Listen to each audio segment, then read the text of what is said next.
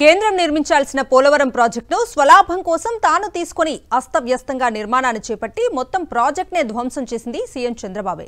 కేంద్రం జలసంఘం Polavaram project authority ఆదేశాలను బేఖాతరు చేస్తూ చంద్రబాబు అడ్డగోలుగా చేసిన పనుల వల్ల జరిగిన విధ్వంసం వేల కోట్ల నష్టాన్ని వైఎస్ జగన్ పైకి నెట్టేందుకు చేస్తున్న దుస్సాహసానికి ఎల్లో మీడియా యథావిధిగా వంతపాడుతోంది.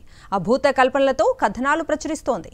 విభజన చట్టం ప్రకారం కేంద్రమే కట్టాల్సిన పోలవరం నిర్మాణ బాధ్యతలను కమిషన్లకు ఆశపడి 2016 సెప్టెంబర్ 7న అప్పటి సీఎంగా ఉన్న చంద్రబాబు తన చేతుల్లోకి తీసుకుని అర్ధరాత్రి చారిత్రక తప్పిదం చేశారు. ఆ పనులను ప్రణాళికాబద్ధంగా చేపట్టకుండా స్వలాభం కోసం అస్తవ్యస్తంగా చేపట్టారు. గోదావరి వరద ప్రవాహాన్ని మళ్లించే స్పిల్వేను పూర్తి చేయకుండా ఎర్త్కమ్ రాక్ఫిల్ డ్యాం గ్యాప్ 2లో పునాది డయాఫ్రమ్ వాల్ ను నిర్మించి మరో చారిత్రక తప్పిదం చేశారు. ఇది చాలదన్నట్టు 2019 ఎన్నికలకు ముందు హడావుడిగా ఎగువ దిగువ కాఫర్ డ్యాం పనులు చేపట్టారు. వాటిని పూర్తి చేయలేక 2019 ఫిబ్రవరి మధ్యలోనే పనులు ఆపేసి చేతులెత్తేశారు. పోలవరం ప్రాజెక్ట్ హెడ్ వర్క్స్ లో 2917 కోట్ల విలువైన పనులను ప్రధాన కాంట్రాక్టర్ ట్రాన్స్ట్రై నుంచి తప్పించి మరో కాంట్రాక్టర్ కు అప్పగించడానికి 2018లో అప్పటి సీఎం చంద్రబాబు ప్రయత్నించారు.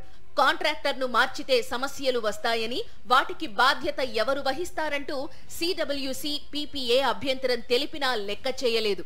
పాత ధరలకే పనులు చేయడానికి నవయుగ ముందుకొచ్చిందని చెబుతూ 2015-16 ధరల ప్రకారం మొత్తం 2917 కోట్ల పనులను కేవలం నామినేషన్ పద్ధతిలో అప్పగించారు.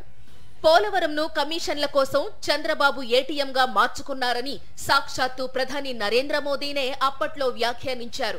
లేకిన్ ఏ యూటర్న్ బాబు కే లియే ये टीडीपी के लिए ये पोलावरम प्रोजेक्ट एटीएम है, एटीएम उसमें से निकालो. వైఎస్ జగన్ ప్రభుత్వం వచ్చిన తరువాత చంద్రబాబు అక్రమ పద్ధతిలో నవయుగకు కట్టబెట్టిన హెడ్ వర్క్స్ జల విద్యుత్ కేంద్రం పనులను రద్దు చేసింది. 2019లో రివర్స్ టెండరింగ్ నిర్వహించింది.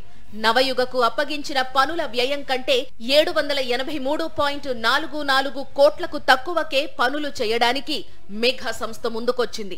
దాంతో చంద్రబాబు సర్కారు అక్రమాలు రట్టయ్యాయి.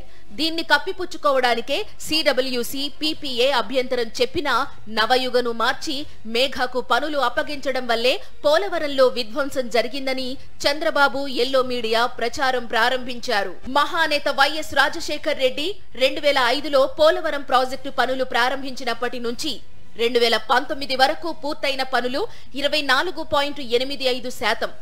2019 నవంబర్లో పనులు ప్రారంభించిన మేఘా కరోనా ప్రతికూల పరిస్థితుల్లోనూ రికార్డు సమయంలో స్పిల్వేను 48 గేట్లతో సహా పూర్తి చేసింది.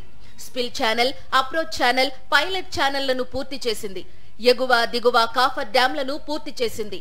2019 మే 30 నుంచి 2024 జూన్ 11 వరకు 24.94% పనులు పూర్తి చేశారు. అంటే 2005 నుంచి ఇప్పటిదాకా పూర్తయిన ప్రాజెక్టు పనులు 49.79%. అంటే సగమే. కానీ చంద్రబాబు హయాంలోనే పోలవరం పనులు 72% పూర్తయినట్లు ఎల్లో మీడియా కట్టుకథలు అల్లడం గమనార్హం.